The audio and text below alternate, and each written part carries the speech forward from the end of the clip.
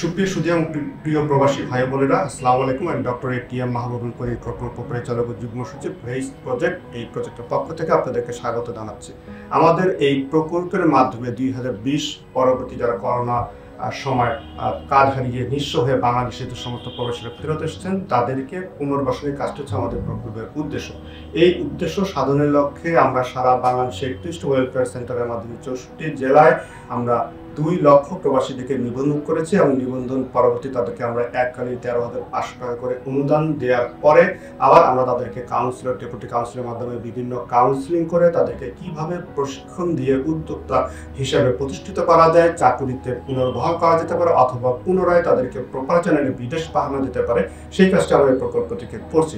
এবং আমাদের যদি সফলতার হার বলি, আমাদের 80% আমাদের যে প্রশিক্ষণ রয়েছে তারা কিন্তু আমাদের এই যে কাউন্সিলিং এবং প্রশিক্ষণের মাধ্যমে তারা কিন্তু প্রতিষ্ঠিত হয়েছে। পাশাপাশি আমরা যাতে তারা বিভিন্ন এনজিও, ব্যাংক, ইসলামিক ফাউন্ডেশন থেকে লোন নিয়ে প্রতিষ্ঠিত হতে পারে সেই ব্যাপারেও কিন্তু আমরা উদ্যোগ নিয়েছি।